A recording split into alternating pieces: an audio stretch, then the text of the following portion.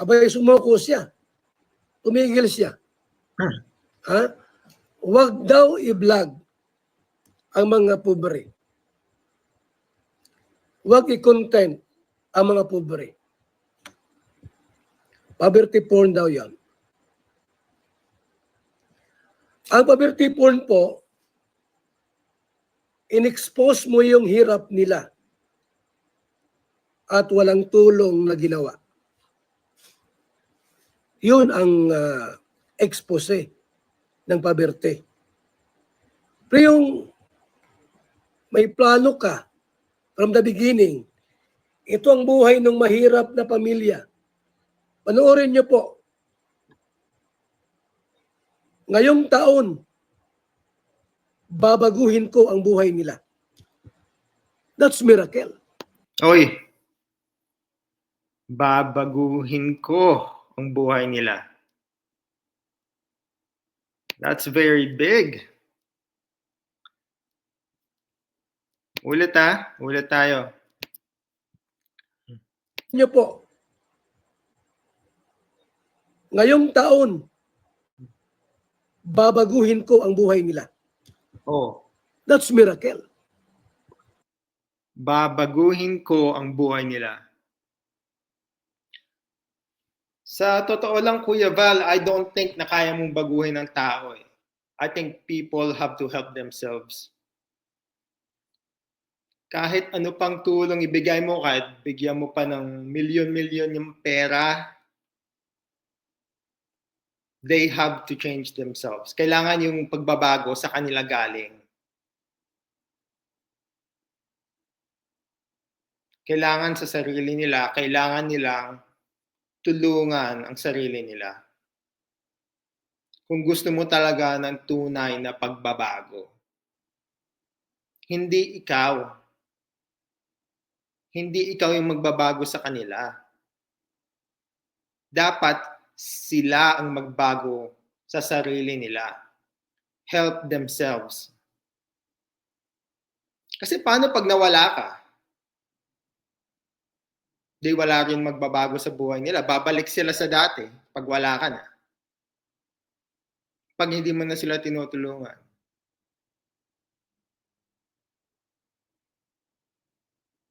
Kaya kaya maraming taong nagko-complain sa sinasabi mong tulong.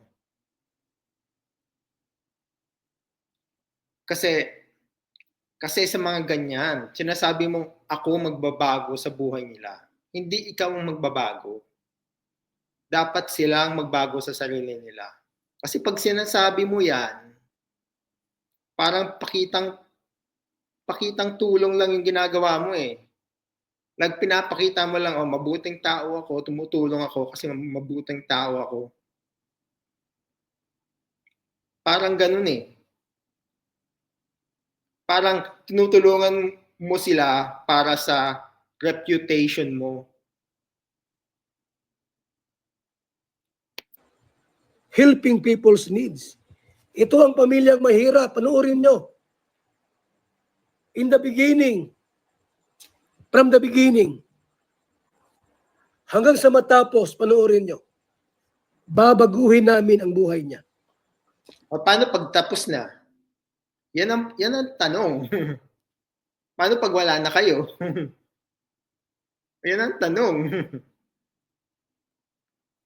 Is the family or yung mahirap, is that person becoming better pag wala na kayo? Is that person making good choices? Or wala rin? Hindi umuunlad ang buhay niya? Poverty porn ba yun? Hindi. Pag-angat sa kanyang buhay. Yan ang kalingap. Yung mga poverty porn na sinasabi nila, yung mga media man yan. Media practitioner na in-expose yung kahirapan like sa India noon, pero wala mang tulong na ibinibigay. Ang kalingap iba. Once na ibablog po natin yan, tinitiyak namin po na may tulong. Mayroong pagbabago na magaganap. From the beginning. till the end. Magbabago ang buhay. Sigurado ka dyan, ha? Kasi pagka ganyan, pag sinasabi mo ganyan palagi, dapat, pag wala na kayo, kunwari, tapos na kayong tumulong, dapat umuunlad pa rin yung buhay na yung tao. Umuunlad pa rin yung buhay niya. Like, he's making good choices, he is helping himself, mga ganong klase. Po nila. Ngayon sabi nila, wag picturean, wag i-vlog. Okay, sige. Payag. Walang vlog. Walang picture. Ha? Bigyan mo ako ng kahit 500,000 na lang. Ano mo talaga to? Hingi ng hingi. Hingi ng hingi ng pera. Bakit ganyan, Kuya Val? Hingi ka ng hingi, pag binigyan ka ni Makagago, ibig sabihin, pag binigyan ka, tapos pinangtulong mo, hindi ikaw ang tumulong, si MG. Kasi pera niya yun eh. Pera niya, binigay niya sa'yo, tapos pinantulong mo. Sino yung tumulong? Di si MG. Pantulong ko. Kasi kung wala nga si MG, hindi ka makakuha ng pera. Ibig sabihin, pinapakita mo na ayaw mo talagang ipangtulong yung pera mo. Humingi ka ng pera kay MG eh. Nakita mong charity vlogger kami? At legit kaming charity vlogger? Meron kaming license to operate? Association of Charity Vloggers of the Philippines. Charity Vloggers of the Philippines. May license tayo to operate. Ayaw mo ng video. Okay na yung 100 million mo. Sige. Wag lang 2 million. Walang picture, walang vlogs. Yung pira mo, ipagtutulong ko yan. Yun nga ang problema eh. Hindi na ikaw tumutulong si MG kasi galing sa kanyang pera eh. Pinaghirapan niya. Ikaw humihingi ka lang.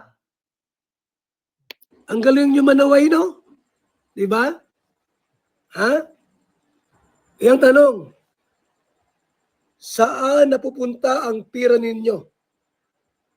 Yung inyong kinita sa YouTube channel. Pinangsusugal. Pinang sa shopping. Sige. Doon lang ako. Doon lang ako mga bossing. Kasi yung sinasabi niya nga wala sa ayos eh. Yung pangtulong. Kasi sa akin kasi, you need to help yourself. Tsaka yung pag gusto mong tumulong, tsaka sarili mo talaga. Hindi humingi ka sa iba. Kasi pag humingi ka sa iba na, yun yung tumutulong, yung pinaghihingaan mo. Kasi ang sinasabi mo sa akin, wala ka talagang kakayanan tumulong. Kailangan mo ng pera ng iba.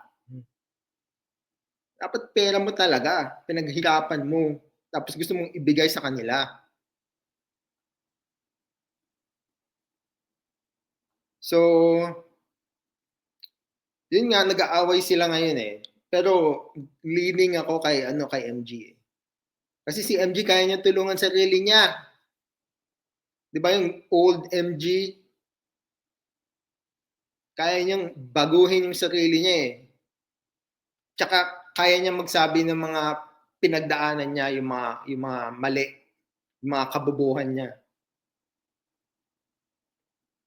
So, yun lang naman mga bossing.